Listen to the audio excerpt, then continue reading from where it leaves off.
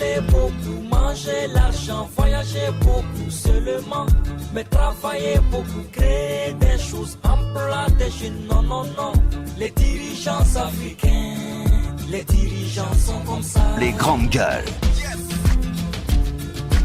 Nous sommes vendredi 30 octobre 2020. Bienvenue à tous si vous nous rejoignez sur Radio Espace Guinée, mais si vous nous regardez également sur Espace TV, vous faites le bon choix. Nous sommes, vous le savez, un autre jour de manifestation à l'international, bien entendu, même si cela ne concerne pas les élections. Nous relayons l'actualité ici. Nous vous permettons de comprendre ce qui se passe ici en Guinée, mais aussi à l'international.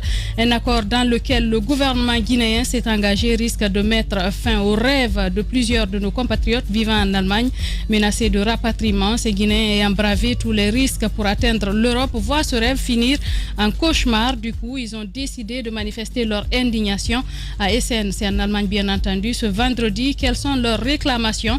Nous allons avoir Aïssatou Chérif Baldé, elle est la présidente de l'ONG Guinée et Solidaire.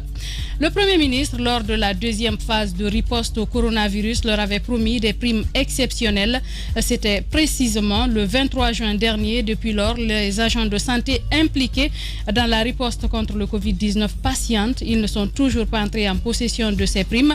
Le chef de la primature a pourtant annoncé lors d'une sortie médiatique que l'argent a été débloqué. À qui a-t-il été remis? Pourquoi les ayants droit continuent-ils à attendre? Docteur Ibrahima Poreko Diallo, il sera notre répondant. Nous allons l'appeler donc dans cette émission. Dans la zone minière de Boké, la cohabitation entre sociétés minières et activités agro-pastorales, reste très difficile. Les éleveurs se plaignent d'être laissés pour compte. Ils dénoncent surtout le manque d'espace pour pratiquer leur activité depuis l'installation massive des sociétés minières dans la localité. Que font les structures étatiques en charge de l'encadrement de ces secteurs? Que dit la loi sur la question liée à la réinstallation et à la compensation des communautés impactées? À quels risques sont-elles exposées?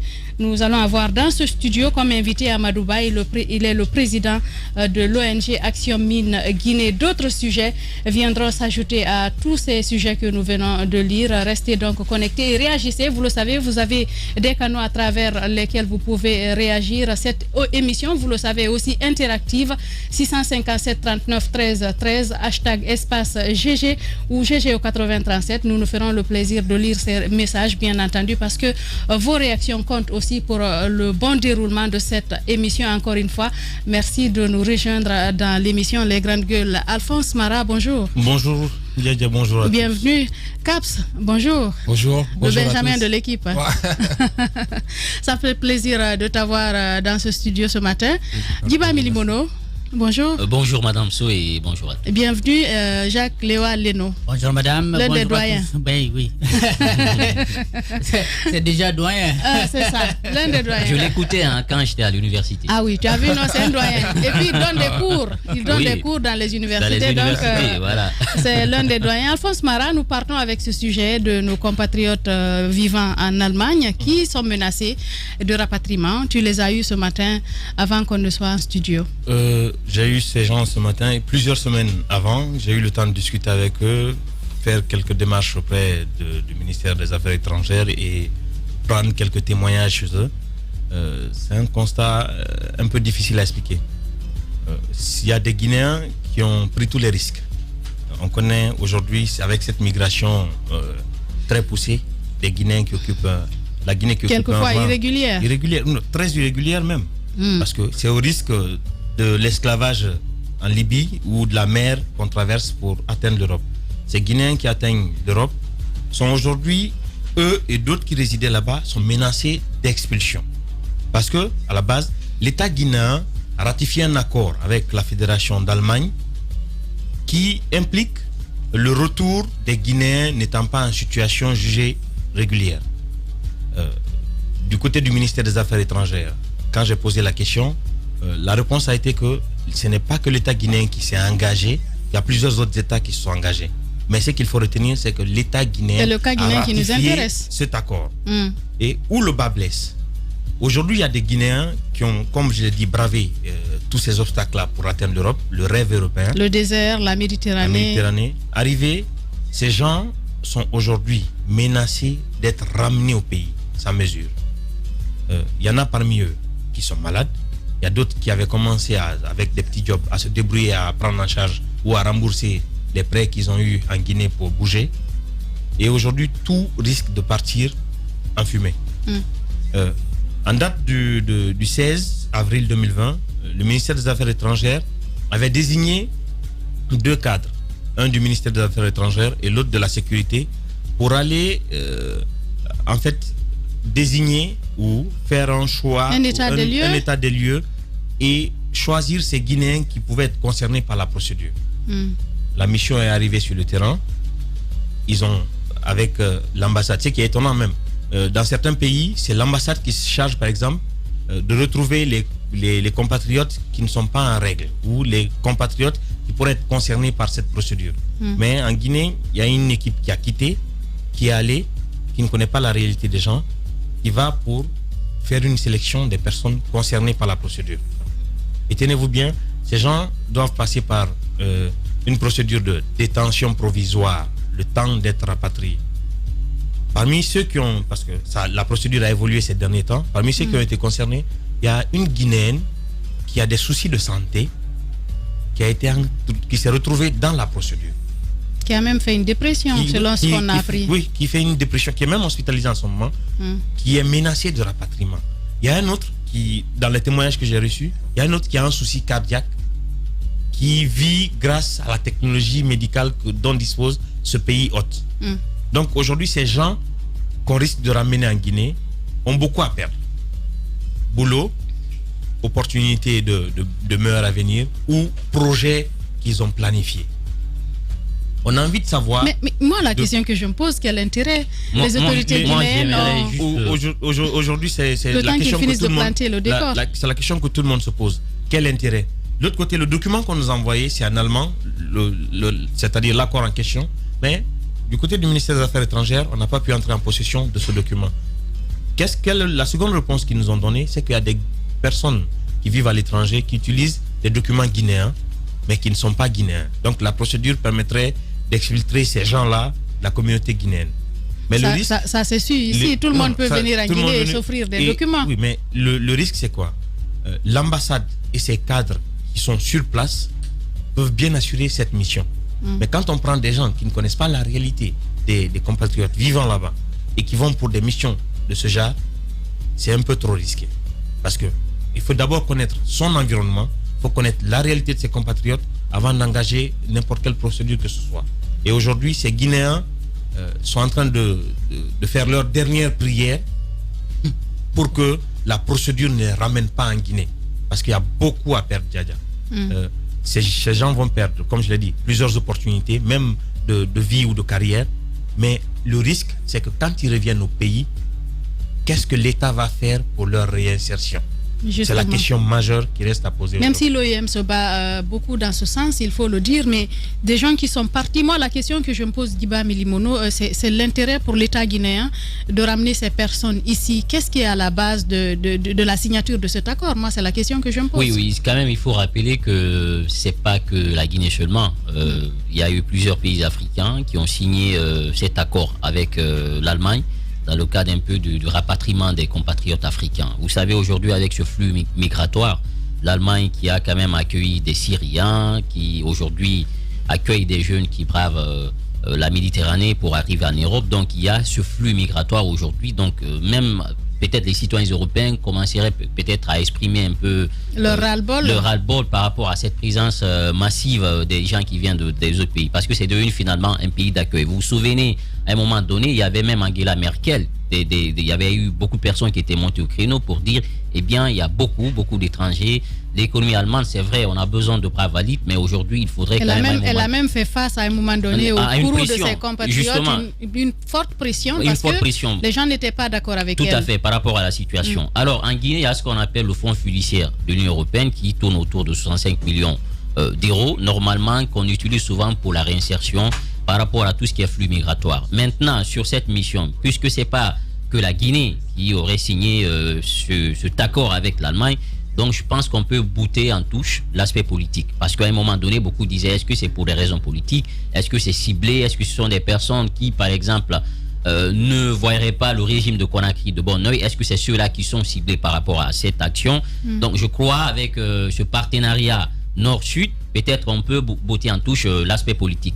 Maintenant, moi, ce qui quand même attire mon attention, c'est par rapport notamment à comment le travail va être effectué. Parce que nous avons appris qu'il y aura une mission mixte, c'est-à-dire le ministère des Affaires étrangères et le ministère de la Sécurité. Qui est déjà sur le terrain. Qui est sur le terrain. Donc, pourquoi le ministère de la Sécurité? Parce que vous l'avez dit tout à l'heure à France Mara, les gens s'adjugent de nos passeports comme si c'était des galettes. Donc, il faudrait que le ministère de la Sécurité soit présent sur le terrain pour que l'interview se passe dans nos langues. Pour comprendre effectivement, est-ce que vous êtes guinéen ou non guinéen pour pouvoir procéder au rapatriement. On a en direct Aïssatou Chérif Baldé, présidente de l'ONG Guinée Solidaire Jacques Léwaleno. Madame, bonjour. Oui.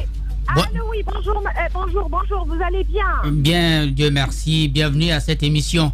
Alors, on a envie de savoir combien de Guinéens sont concernés par cette mesure et à quel niveau se trouve aujourd'hui la procédure.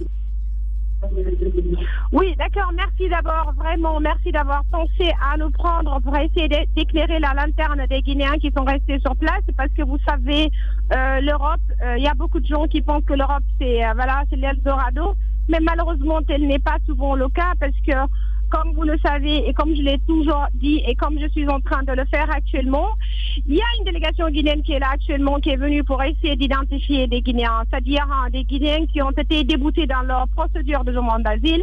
Le nombre en question, je ne peux pas vous le dire parce que il y a à peu près 40 000 Guinéens qui vivent en Allemagne actuellement. Et parmi ces gens, très peu seulement ont la chance d'avoir, un titre de séjour.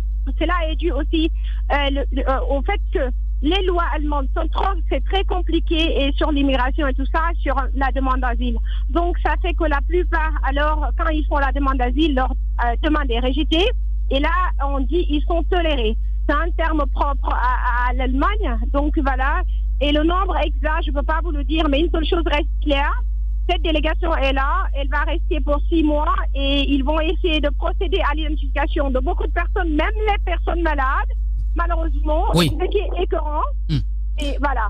Alors, on était en train de discuter ici sur cet accord que notre État aurait passé avec la République fédérale d'Allemagne. Est-ce que vous avez eu connaissance du contenu de cet accord? Qu'est-ce qu'il dit? Et c'est quoi l'engagement de l'État guinéen dans tout ça? Oui, d'accord, oui. J'ai eu l'accord en question. Je l'ai eu parce que la version allemande, parce que l'État guinéen en tant que tel a refusé de nous donner la version française. Mais heureusement, je parle allemand. Donc voilà, comme j'ai étudié dans ce pays, ça ne fait pas de problème pour moi. J'ai eu cet accord. Cet accord a été signé. Il est rentré déjà en vigueur l'année passée. C'est un accord, en fait, qui facilite la déportation des Guinéens qui vivent ici. Et dans cet accord-là, il est dit que c'est pour une validité de 5 ans, l'accord en question, et l'État allemand ou bien l'État guinéen après 5 ans. L'accord en question n'a pas été résilié et tout, c'est-à-dire ils n'ont pas mis terme à l'accord. Donc l'accord devient après 6 mois renouvelable encore pour une durée de 5 ans. Et là, c'est-à-dire, la seule chose, il n'y a rien d'autre, messieurs, dans cet accord, la seule chose qui est là-dedans, c'est tout simplement comment aider l'Allemagne à faire entrer les jeunes Guinéens qui sont dans ce pays. Et soi-disant, ils vont essayer de leur donner encore de nouvelles perspectives en Guinée. Alors que vous savez très bien, vous, en tant que Guinéen, je ne suis pas sur le terrain. Est-ce que cet État est là pour la jeunesse guinéenne? Est-ce que cet État est là pour la population Moi, j'ai une guinéenne? question pour vous. Dans cet accord, est-ce que c'est la Guinée qui demande seulement à rapatrier ses compatriotes ou bien c'est l'Allemagne également qui exprime ce besoin de ramener ces Africains? Oui, mais vous savez, l'Allemagne, de toutes les façons, en proie à l'extrémisme ici, c'est-à-dire, je veux dire, comme à l'extrême droite et tout, qui est en train de monter, c'est normal que l'Allemagne essaye de dire que voilà, nous voulons essayer de faire plaisir aussi à l'électorat de l'extrême droite et tout cela. Donc, on signe des accords avec les États africains pour essayer de déporter, leurs citoyens qui sont ici. Et ça, ils le font. Mais les autres États africains refusent de signer de tels accords. Par exemple, le Sénégal, et tout comme d'autres pays, ne le font pas à la Côte d'Ivoire. La Guinée, dans cette situation, est le seul pays qui a accepté de signer un tel accord. Et parce qu'on ne les oblige pas. L'Allemagne dit, écoutez, vous signez un accord, en contrepartie, peut-être vous aurez ça et ça, mais ça, ils auront accès sûrement aux mines. Ils vont amener des sociétés qui vont essayer d'extraire nos mines là-bas, les exploiter, mais rien pour le peuple de Guinée.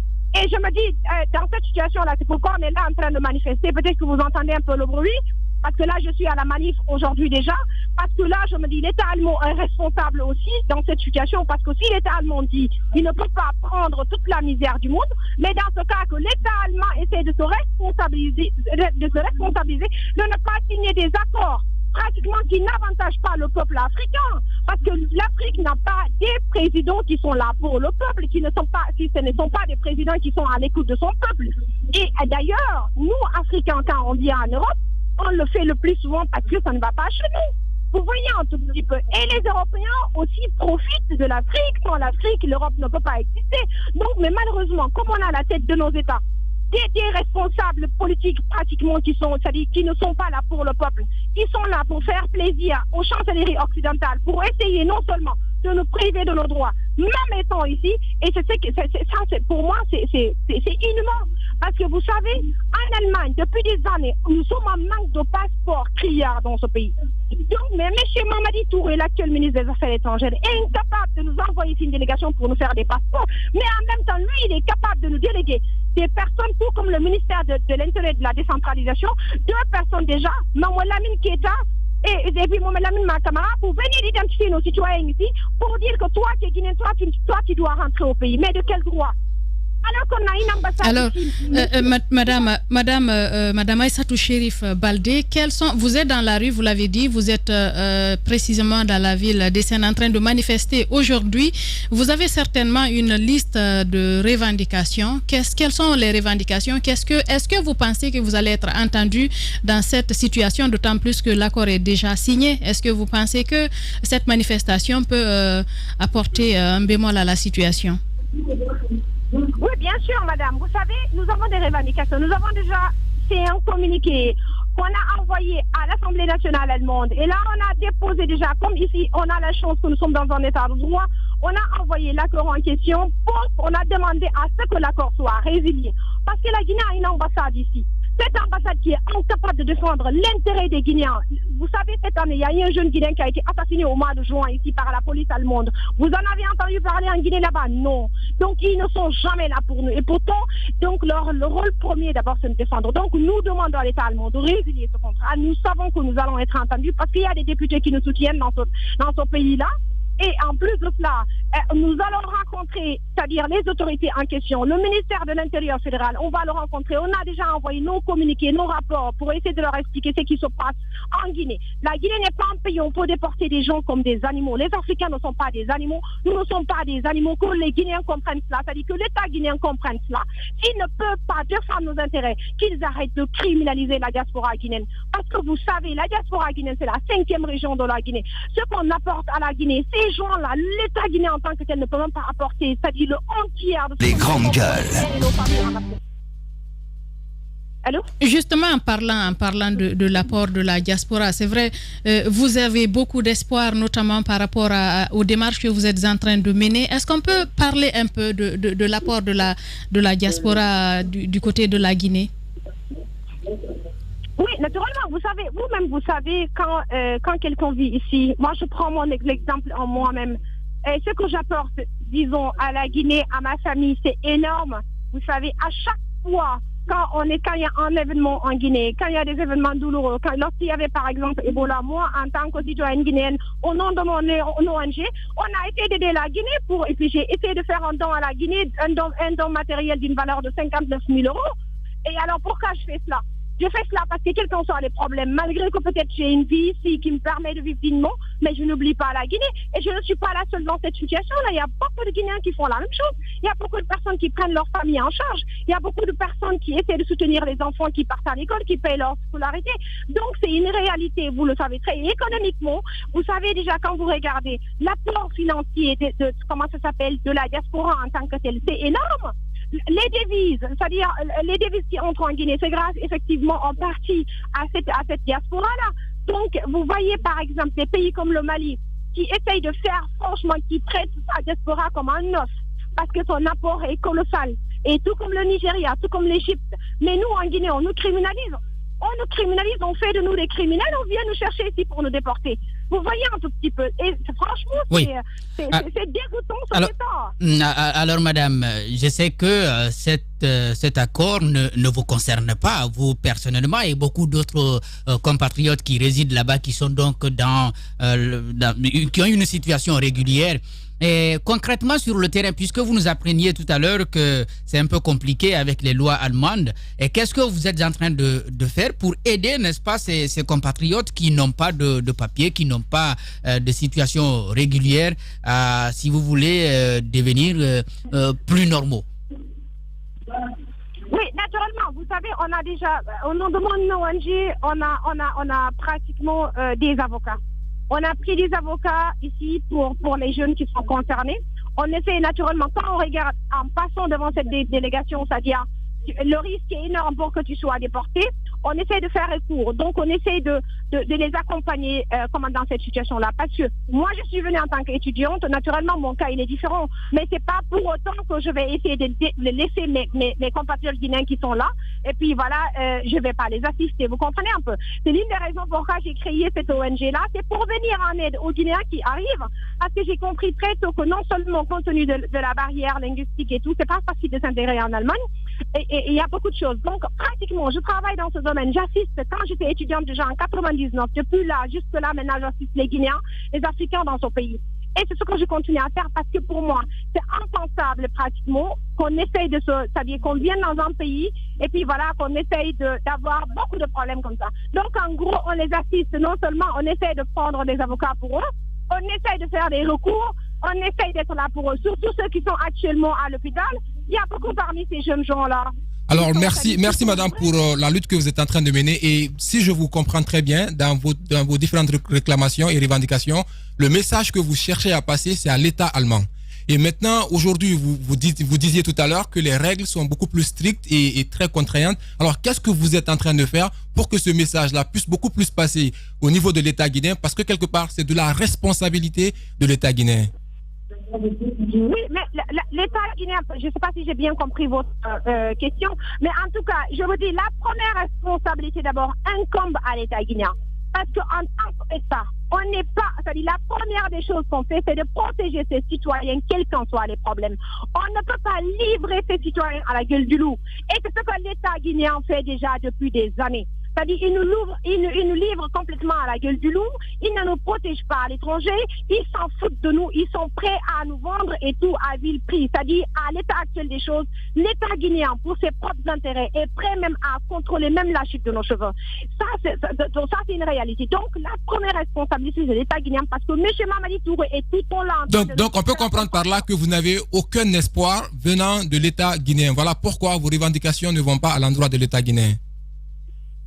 Oui, nos revendications vont naturellement à l'endroit de l'État guinéen, mais nous savons très bien que si l'État guinéen n'étant pas là pour nous, donc on préfère alors essayer de prendre contact avec les autorités allemandes parce que eux au moins, ils peuvent nous écouter. Vous voyez aujourd'hui par exemple, nous sommes là, on nous laisse, c'est-à-dire le droit de manifester devant les autorités en question, sans contrainte, sans problème.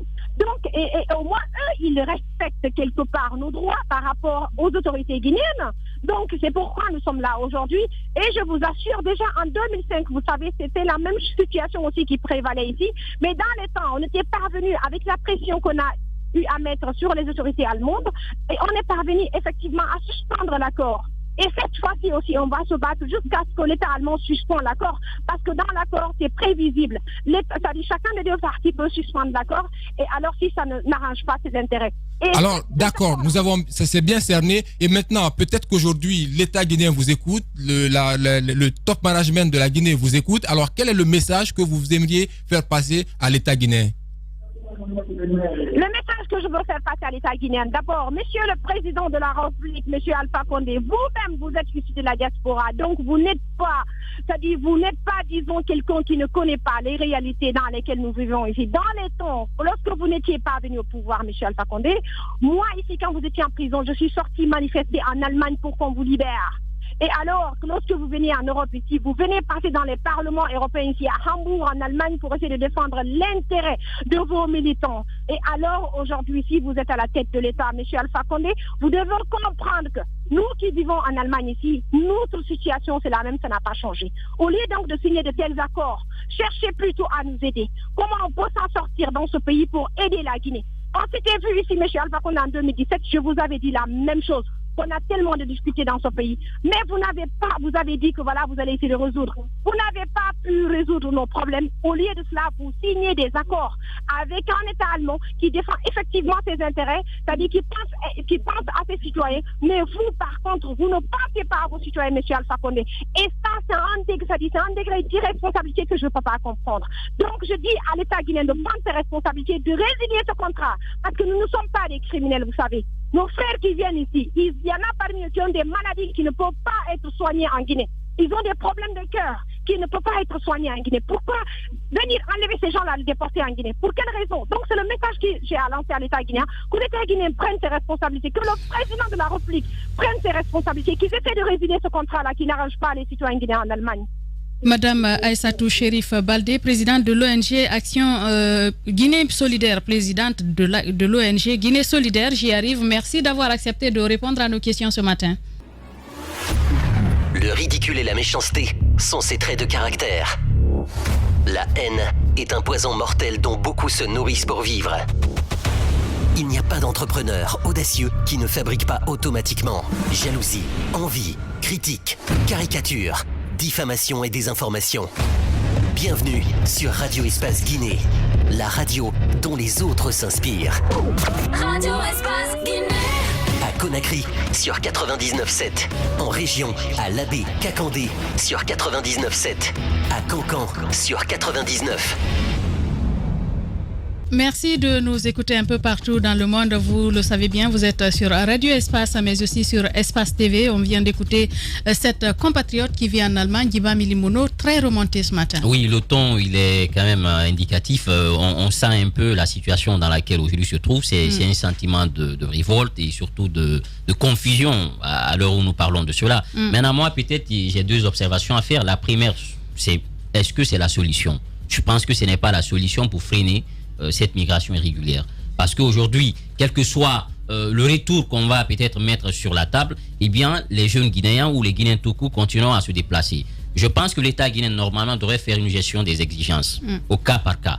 Il faut se poser la question de savoir pourquoi les gens veulent quitter le pays. D'abord, premièrement, il y a une question de gouvernance. Nous avons beaucoup de jeunes qui sortent de ces universités, puisque la formation n'est pas adaptée, et la seule solution, eh bien, c'est de partir. Donc, il faut que l'État pense à créer de l'emploi pour les jeunes, pour les maintenir dans le pays. Ça, c'est un aspect. L'autre aspect, c'est par rapport quand même à cette réinsertion. Vous avez aujourd'hui beaucoup de jeunes qui sont en train de tourner vers l'entrepreneuriat. Mais sauf que l'accès au financement pose problème. Vous avez quand même des institutions financières aujourd'hui qui sont là, telles que l'OIM, telles que ITC. Vous avez Enabel Integra. Nous avons beaucoup d'entités aujourd'hui qui veulent aider la Guinée. Mais il faudrait que l'État, même avec ses structures telles que la GIP, puisse mettre en place une stratégie pour non seulement, c'est vrai qu'il y a beaucoup de choses qui ont été en train d'être faites, mais il faut aller au-delà. Pour favoriser tous les jeunes. Il faut encourager, pas juste une partie. Il faut encourager non seulement l'emploi, mais également l'entrepreneuriat. Et cela passe par la formation, cela passe par le financement. Les jeunes, ils ont un problème de solvabilité auprès de ces institutions. Il faut que l'État intervienne. Le ministère de la Jeunesse est là pour ça. Vous avez le projet Bossège qui est là pour ça, en partenariat avec la Banque mondiale. Je pense que si l'État arrive à trouver une solution à cette gouvernance, à cette question de chômage endémique, parce que si vous prenez par exemple le rapport de l'Institut national de la statistique tout récemment sur l'emploi et le secteur informel, 72% au moins des jeunes qui sortent de l'enseignement supérieur aujourd'hui sont au chômage. Donc ça indique combien de fois les Guinéens aujourd'hui sont tentés à partir. Ça, c'est l'autre aspect. Maintenant, pour finir rapidement, il faut qu'on fasse comme les autres pays. Au Mali, par exemple, il y a ce qu'on appelle l'OFI, l'Office français pour la réinsertion. Lorsque des Guinéens ou des Africains veulent rentrer de façon volontaire, parce que là c'est involontaire, l'État en partenariat avec ses institutions met en place une stratégie pour la réinsertion. Il y a ce qu'on appelle l'aide au logement. Si vous rentrez avec vos familles, vous n'avez pas un logement, on vous aide à vous loger. Il y a l'aide, par exemple, à l'emploi. On vous aide à vous former à la rédaction, par exemple, d'un CV, d'une demande d'emploi, et on vous trouve un emploi auprès d'une institution privée de la place ou étatique. Ça, c'est le deuxième volet. Le troisième volet, c'est l'entrepreneuriat. Il y a une enveloppe financière qui est votée, qu'on appelle l'aide à l'entrepreneuriat. Donc, si l'État guinéen s'inscrit dans réinsertion digne de nom. Digne de nom. Si l'État arrive à s'inscrire dans une telle dynamique, il faudrait qu'en partenariat avec le ministère des Affaires étrangères, le ministère de l'administration du territoire et de la décentralisation, le ministère de la Jeunesse puisse inviter ces entités qui sont ici en Guinée, qui veulent aider le pays, telles que l'OIM, telles que ITC Integra et Nabel, pour voir dans quelles possibilités on peut aider ces Guinéens à rentrer chez eux. Sinon, ça ne peut pas être la solution. Caps, on a écouté cette jeune dame. Il faut comprendre, surtout nos compatriotes, par exemple, qui seraient dans des situations, dans des états de santé critiques, qui ne pourraient pas trouver de soins adéquats ici. Imaginez qu'on rapatrie de telles personnes, ce serait une situation très compliquée. Voilà, ça sera très très compliqué d'ailleurs. Et ce qui est important d'abord à souligner, à ressortir là-dedans, c'est que pour une fois, il faut reconnaître que c'est déjà très bien que l'État guinéen accepte d'assumer sa responsabilité. Moi, la première chose qui m'a la plus inspiré et que j'ai apprécié en fait dans la démarche, c'est que l'État guinéen, à la différence des autres États africains, ont au moins réussi à assumer leurs responsabilités pour dire on accepte que nos compatriotes rentrent sur la Guinée. Ça, c'est déjà un premier point qui est hyper important. La seconde chose, c'est ce que vous disiez tout à l'heure. À ce niveau, il est important, bien entendu, de traiter les gens par cas. Il y a ceux qui sont malades et d'aller, vu qu'il y a déjà une mission sur le terrain, faire une étude des lieux et comprendre quels sont ceux qui sont dans une situation ou qui ne peuvent pas les permettre de venir en Guinée parce que nos hôpitaux ne peuvent pas les prendre en charge. Et quand c'est comme ça c'est des cas particuliers et mettre ces cas de côté et voir avec l'État allemand comment appuyer ces gens à la fin qui restent pour ce ne reste que leur période de santé. Et puis après ceux-là qui sont en meilleure santé, il est important que ces gens-là même acceptent de rentrer au pays. Parce qu'on pense souvent que l'Eldorado, c'est de l'autre côté, mais on oublie qu'en Guinée, on peut se faire. On dit souvent que c'est cette question de levée de fonds, souvent avec les questions entrepreneuriales. Prenons un exemple. Ces jeunes qui sont partis là, comment ils ont fait pour partir? C'est de l'argent qu'ils ont mis. Et beaucoup d'argent. Si vous évaluez ces sommes d'argent-là, ça peut les servir d'entreprendre en Guinée. Vous prenez par exemple quelqu'un qui se dit même 10 millions, même 5 millions, même 20 millions, il a la possibilité de démarrer un business. Mais au-delà de ça, ces jeunes, ce qui se passe avec eux, c'est qu'au lieu de commencer par eux-mêmes, ils commencent à aller vers des institutions financières parce qu'ils n'ont pas la crédibilité et n'ayant pas la crédibilité, ce qu'il faut faire, il ne faut pas commencer par demander, il faut commencer par donner, par montrer ce que tu peux faire. Justement. Et quand tu as déjà des preuves, en ce moment-là, il devient facile pour que tu puisses être aidé. Et donc, ce que l'État guinéen doit faire, c'est encore une fois mettre ce climat qu'il faut pour recevoir ces jeunes-là, comme Djiba le disait tout à l'heure. Pensez à réinsérer ces jeunes qui aient des logements sociaux, qu'ils puissent bénéficier de certaines formations sur la rédaction des CV, etc. Mais la formation la plus importante, encore une fois, c'est de permettre à ces jeunes d'avoir une formation au niveau savoir-être, au niveau état d'esprit, au niveau paradigme, pour qu'ils puissent avoir confiance en eux et confiance au fait qu'il y a des gens qui ne sont jamais quittés la Guinée et qui ont pu réussir en Guinée ici. Donc c'est possible de rester ici et de pouvoir réussir. Donc il faut d'abord cette préparation au niveau mental, une fois que ces jeunes reviennent, et après on verra que tout le processus pourra se déclencher. Il y a d'ailleurs, Alphonse Mara, ce centre de réinsertion qui est mis en place du côté de Jean-Paul II, où on accueille beaucoup de jeunes qui sont rentrés. Et ces jeunes migrants qui sont rentrés, d'ailleurs, se sont mis en association aujourd'hui ici. Ils sont appuyés par plusieurs institutions, notamment l'OIM. Ils font un travail fabuleux sur le terrain. Oui, et ces jeunes sont par le PJDD aussi qui accompagne ces jeunes dans plusieurs autres domaines. Mais ce qu'il faut noter, c'est que souvent, même la réinsertion ne tue pas ce rêve de partir. Parce que notre pays, je ne sais pas si on peut le dire comme ça, n'ouvre pas les portes qu'il faut. Aujourd'hui, les conditions en interne, Kaba parlait de permettre l'épanouissement en interne, parce qu'il y en a qui ont réussi. Mais le climat guinéen ne donne pas cette chance à nos compatriotes de réussir. Il y en a par contre qui réussissent. Oui, le premier climat. Même si le climat n'est pas favorable. Il faut accepter, on peut réussir. Il faut être résilient. On peut réussir en Guinée. Le premier climat d'abord, c'est cette stabilité politique qu'on doit apprendre à offrir à nos concitoyens. Pour réussir dans un environnement, il faut avoir cette stabilité politique. Et de l'autre côté, parlant de la diaspora, dans certains pays en Afrique, le Nigeria, l'Égypte, la diaspora contribue plus que le Mali. La diaspora contribue plus que les institutions financières internationales. Au Mali, la diaspora est représentée à l'Assemblée. Je crois. Oui, je crois. Ils ont la diaspora. Donc, ces pays-là, la diaspora donne plus que ce que donnent les institutions financières. Et quand vous évaluez, la diaspora peut apporter plus à un pays que ce que nos partenaires financiers peuvent apporter. Donc aujourd'hui, ce processus n'est pas mal en réalité, mais les conditions qui l'accompagnent qui posent problème. On ne peut pas aller rapatrier des gens qui n'ont pas envie de revenir. Donner à ces gens-là des motifs de revenir. Donner à ces gens-là des conditions qui les permettent de revenir. Parce que je vous ai dit, il y en a qui font des prêts. Il y en a qui prennent qui carrément vendent l'héritage familial pour s'engager dans cette aventure. Il faut qu'ils soient sûrs qu'à leur retour, il y a des options de récupérer ce qu'ils ont perdu. l'État doit créer les conditions, la stabilité en premier, les conditions de réinsertion en deuxième, et rétablir la confiance entre les Guinéens et la gouvernance. Et pour clôturer, Jacques, est-ce que cette façon de procéder de l'État est la meilleure? Est-ce qu'il ne faudrait pas choisir une autre façon, notamment en faisant de la sensibilisation en amont, c'est-à-dire ici en Guinée, avant de procéder au rapatriement de cette façon-là? En une minute. Oui, bien entendu. Vous savez, nous sommes en train de parler de l'immigration irrégulière, ne l'oublions pas.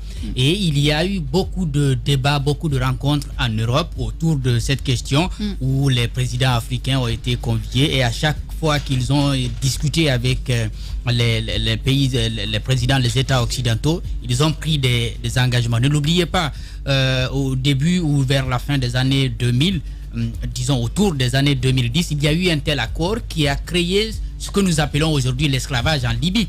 C'était sur la base d'un accord entre Tripoli et puis l'Italie. Et puis finalement, on a vu ce que ça fait. Au lieu que des personnes prennent la Libye pour un chemin qu'on pouvait emprunter pour aller en Europe, c'est devenu, n'est-ce pas, un mouroir où les gens étaient retenus, n'est-ce pas, dans les prisons. Donc c'est pas un premier accord qu'un État africain signe. Il y a eu plusieurs accords comme ça que certains États ont signé pour aider l'Europe à bloquer, n'est-ce pas, l'immigration clandestine. Dans cette situation, moi je comprends une seule chose. Les deux États cherchent chacun à dire qu'il a envie de lutter contre l'immigration clandestine. Il y a l'État allemand qui veut se débarrasser de ces Guinéens qui ne sont pas en situation régulière, il faut bien le préciser, et l'État guinéen qui montre que, bon, nous ouvrons les bras, vous pouvez revenir, n'est-ce pas, dans votre pays si on vous rejette de l'autre côté. C'est vrai qu'il y a des campagnes parfois en amont, mais je suis d'accord avec ce que Mara a laissé entendre tout à l'heure, ce n'est pas l'insertion qu'on vend qui va empêcher, n'est-ce pas, les gens de partir, parce qu'il n'y a pas de perspective. Ça, c'est une réalité. Nous sommes différents. Nous, par exemple, nous avons fait le choix de rester, mais il y en a qui pensent qu'il faut partir et il faut partir par tous les moyens. Voilà, Jacques Leno, voilà ce qu'on pouvait essentiellement dire autour de cette actualité de nos compatriotes allemands qui manifestent d'ailleurs ce matin. Vous l'avez compris à travers l'intervention de cette jeune dame que vous avez eue à travers notre antenne. L'autre sujet, le Premier ministre, lors de la deuxième phase de riposte au coronavirus, leur avait promis des primes exceptionnelles. C'était précisément le 23 juin dernier. Depuis lors, les agents de santé impliqués dans la riposte contre le Covid-19 patientent. Ils ne sont toujours pas entrés en possession de ces primes. Le chef de la primature a pourtant annoncé lors d'une sortie médiatique que l'argent a été débloqué. À qui a-t-il été remis? Pourquoi les ayants droit continuent-ils à attendre? Nous avons en direct Dr Ibrahima Poreko Diallo. Il est donc le chargé de communication de ce collectif qui s'est mis en place. Les grandes gueules. Bonjour docteur. Allô docteur Poreko, bonjour. Il n'a pas de retour. Donc, on a suivi ce mouvement qui a commencé. Il y a d'ailleurs une manifestation qui avait été programmée juste avant, à quelques jours de la présidentielle. Vous avez certainement suivi cette actualité. À travers des négociations, on a pu reporter la manifestation. Mais aujourd'hui, c'est cette grève qui est en cours. Une grève, je crois, de 3 jours de ce personnel qui s'occupe de la riposte contre la pandémie coronavirus. Oui, vous savez, on a été sonné par cette maladie. Donc, c'est comme une guerre. On a fait appel à ces jeunes.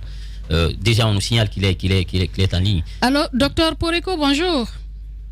Oui, bonjour, Madame Moussaïro, et bonjour à tous vos auditeurs. Docteur Ibrahima Poreko Diallo, chargé de communication du collectif de la riposte contre la pandémie à coronavirus. Allez-y, chacun. Alors, docteur, on vous suit depuis quelque temps et il y a si vous voulez, des avantages qui vous avaient été accordés, mais qui apparemment ne vous sont pas remis. Aujourd'hui, qu'est-ce que vous réclamez à l'État guinéen? Bon, comme vous le savez bien, depuis le mois de mars dernier, à l'image des autres pays, la Guinée aussi a été touchée par cette pandémie à coronavirus. Donc, suite à ça, beaucoup de mesures ont été mises en place pour nous permettre d'endiguer cette pandémie dans notre pays. De nos jours, on a passé du mois de mars au mois d'octobre de 0 cas à 11 726 cas, avec un taux de mortalité très bas. Pour ne pas dire à la date du 24 octobre, on n'avait que juste 71 décès. Donc, ce sont des statistiques qui sont satisfaisantes. c'est pour moi le moment et les cadres idéal pour permettre de remercier l'ensemble des personnels qui sont impliqués, que ce soit des gardiens, des lavandriers, des infirmiers, des médecins, qui constituent aujourd'hui ces collectifs. C'est pour moi un honneur et vraiment un grand plaisir pour moi de parler sur cette situation. Et si vous vous rappelez bien, à la date du 23 juin dernier, le Premier ministre était sorti dans la phase de riposte contre le Covid-19, dans sa phase B. Il avait promis des primes exceptionnelles à l'ensemble des personnels impliqués dans cette riposte. De nos jours, on n'a encore rien reçu. Beaucoup de démarches ont été effectuées, beaucoup de courriers ont été déposés à l'ANSS, au ministère de la Santé, mais aussi à la primature. Mais de nos jours, on n'a rien reçu. Et récemment, le Premier ministre était sorti à des médias interposés, expliquant vraiment que l'argent a été débloqué, a été remis aux responsables du secteur de santé. Mais jusqu'à présent, on a entrepris beaucoup de démarches, mais on n'a encore rien reçu de nos jours. D'abord, première question, je vais enchaîner deux. C'est combien devrait revenir à chaque agent de santé impliqué dans la riposte? Et depuis que le Premier ministre a fait cette annonce, est-ce que vous êtes allé vers des agents de santé ou des responsables du secteur de santé pour comprendre ce qui se passe? Oui, pour vous répondre par rapport à la première question, par rapport au montant, le montant a été signifié, c'était 5 millions pour chaque agent de santé par mois, pendant 3 mois, à compter du mois de juillet, août et septembre. Donc c'était 3 mois, juillet, août et septembre. Donc par rapport aux démarches, beaucoup de courriers ont été déposés. Même récemment, on avait voulu faire une manifestation pacifique à la date du 15 octobre dernier, mais après avoir déposé les courriers à la mairie de Kaloum, mais aussi au ministère de la Santé, à l'ANSS, nous avions reçu l'invitation de l'ANSS, mais aussi du ministère, à la date du 14. On avait tenu une réunion à la présence des responsables de l'ANSS, du ministère de la Santé, mais aussi l'ensemble des responsables. Et ces derniers nous ont fait savoir qu'ils n'étaient pas informés. Est-ce qu'il y avait des primes qui étaient promises par le Premier ministre? Donc, ils nous ont dit de présenter les preuves. On a présenté les preuves, ils ont dit donc, d'accord, et aussi, ils vont donc prendre cela à bras ouverts pour nous accompagner, pour nous permettre d'obtenir... D'accord. Alors aujourd'hui, peut-être la question, c'est vrai, vous êtes... le nombre, il est important à Conakry, mais aussi à l'intérieur du pays. Et qu'est-ce que vous comptez faire finalement? Parce que vous avez mené des démarches, on se souvient, vous êtes allé à la primature, il y a eu une marche que vous avez organisée à l'époque. Aujourd'hui, qu'est-ce que vous comptez faire pour entrer vraiment en possession de cette promesse? Mais avant, est-ce que vous savez à qui l'argent a été remis? Parce qu'on dit que le montant a été débloqué. Est-ce à l'ANSS ou au département de la santé? Bon, le Premier ministre avait donné un langage. Il dit que le montant a été dégagé et mis à la disposition des responsables du secteur de santé. Il n'a pas dit si c'est la NSS ou bien c'est le ministère. Mais lorsqu'il parle du secteur de santé, nous interpellons le ministère de la Santé, mais aussi de la NSS, parce que c'est la NSS aussi qui est impliquée dans cette riposte. Maintenant, pour revenir à la question, qu'est-ce que nous voulons, quelles sont les démarches qui seront mis en œuvre prochainement pour nous permettre d'obtenir ces prix. Mais il faut savoir, la marche du 15 octobre n'avait pas eu lieu. Pourquoi?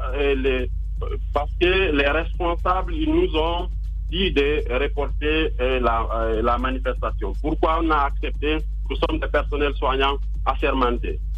Nous respectons le serment d'Hippocrate. Nous sommes amenés à être respectés et reconnaissants envers nos maîtres. Donc c'est pour cela on avait décidé de reporter cette manifestation précédemment prévue le 15 octobre pour leur permettre... Et là, rapidement pour terminer, docteur, vous allez partir en grève. Qu'est-ce qui va se passer réellement en 10 secondes pour terminer? Ce qui va se passer, nous allons faire une manifestation ce lundi devant Donka. On appelle tout le personnel qui est impliqué dans la riposte, que ce soit des médecins, des gardiens, des hygiénistes, des laborantins, l'ensemble des personnels impliqués d'être à Donka à partir de 9h ce lundi 2 novembre. Secondo, nous comptons aussi organiser une grève illimitée à partir du 13 novembre 2020. Et cette grève concernera seront axés sur 3 points. 1. La grève, nous allons minimiser les services le minimum de service sera effectué sur le terrain, c'est-à-dire c'est juste un service minimum qui sera mis sur le terrain. Secondo, nous allons arrêter d'admettre des nouveaux patients, mais aussi aucun prélèvement ne sera effectué, pas de service d'assainissement à partir de la date du 13 novembre pour nous permettre d'obtenir nos primes exceptionnelles promises par les Premier ministre, chef du gouvernement. Docteur Ibrahima Poreko Diallo, vous l'avez compris, c'est le chargé de communication de ce collectif chargé de la riposte contre le coronavirus en Guinée. Ce sont là, entre autres, quelques revendications qu'ils ont pour entrer donc en possession des crimes. Restez connectés. Nous allons prendre vos réactions dans la deuxième partie de cette émission. En attendant, nous partons avec la page commerciale. Le ridicule et la méchanceté sont ses traits de caractère. La haine est un poison mortel dont beaucoup se nourrissent pour vivre. Il n'y a pas d'entrepreneur audacieux qui ne fabrique pas automatiquement jalousie, envie, critique, caricature, diffamation et désinformation. Bienvenue sur Radio Espace Guinée, la radio dont les autres s'inspirent. Radio Espace Guinée.